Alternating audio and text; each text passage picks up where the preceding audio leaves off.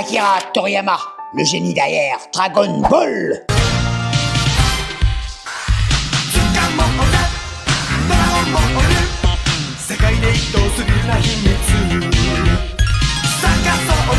Aujourd'hui, on va parler d'un mec qui a autant marqué l'histoire du manga que Freezer a marqué Namek. Bien comprendre qui tu as en face de toi, je crois qu'une petite démonstration s'impose. Et croyez-moi, il y a des cratères partout. Le gars est passé de simple illustrateur à légende vivante.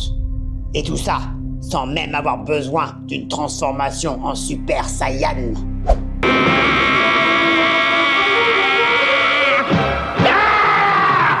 Akira Toriyama naît en 1955 dans un Japon en pleine expansion culturelle. Enfant, il adore le dessin, influencé par Astro Boy.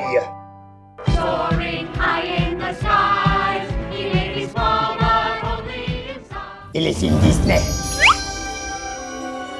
Mais, contrairement à ce qu'on pourrait croire, son parcours n'a pas été une ligne droite comme un Kamehameha bien chargé.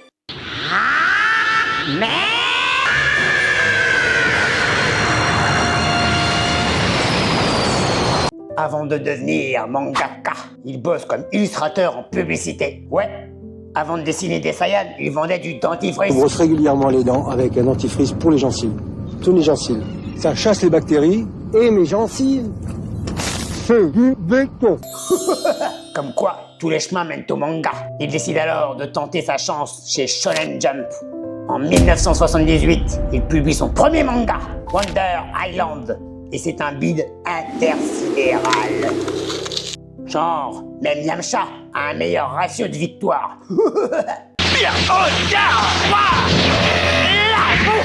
Mais Toriyama ne lâche rien. Il affine son style, apprend des erreurs et se prépare à frapper plus fort que Goku sous gravité x100. En 1980, Toriyama frappe enfin un grand coup avec Dr. Slump. Vous savez, ce petit robot. Le professeur Slump, génie au grand cœur. Quand tu as inventé le joli robot Aral. C'est l'histoire d'Aral, une gamine robot super puissante qui pourrait envoyer Broly en orbite avec un simple sourire. Tu n'arriveras jamais à me vaincre en utilisant le pouvoir de ces moustiques. Le manga est un carton immédiat. Il gagne le prestigieux prix Shogakukan et Toriyama devient une star. À tel point que l'anime Dr. Slump explose les audiences à la télé japonaise.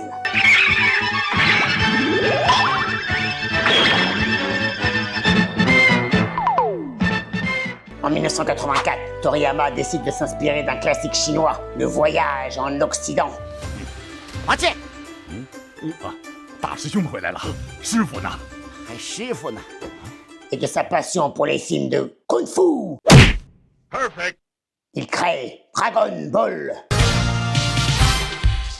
Au début, c'est une simple aventure comique avec un gamin naïf. Je vais pouvoir en manger pendant plusieurs jours.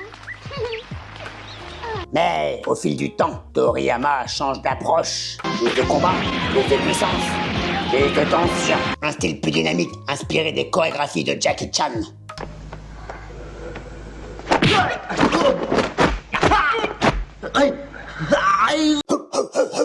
Et boum, devient le phénomène mondial qu'on connaît.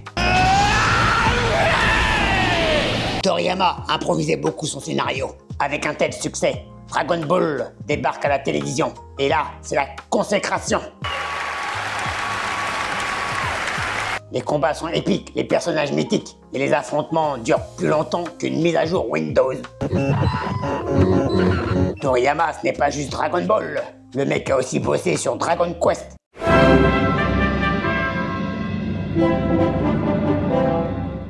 La saga de RPG culte est sur Chrono Trigger, l'un des plus grands jeux de tous les temps.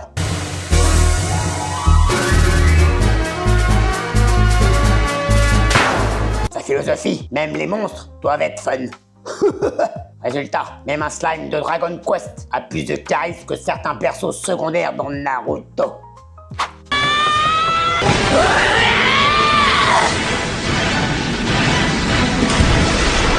Son style unique, des designs simples mais expressifs ont marqué toute une génération d'artistes et de développeurs.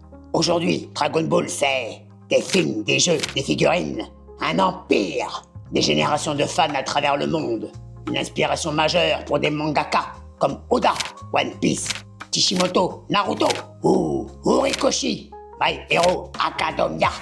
En gros, sans Toriyama, ton shonen préféré n'existerait peut-être même pas. Imagine un monde sans One Piece. Perso, je préfère encore passer une journée avec Monsieur Satan. J'interdis à tous les petits-enfants qui regardent cette émission d'essayer de refaire la même chose chez eux. Toriyama détestait les interviews. Il préférait rester chez lui, bricoler des maquettes et jouer avec des chiens. Un vrai ermite.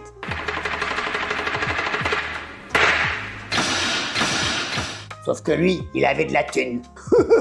Son personnage préféré de Dragon Ball Piccolo. Pourquoi? Parce qu'il le trouvait cool et mystérieux, un peu comme moi, mais en moins vert. Voilà les amis, Akira Toriyama, c'est un génie qui a changé le manga et l'animation. Sans lui, pas de Dragon Ball, pas de Dragon Quest, pas de Super Saiyan et pas de combat épique.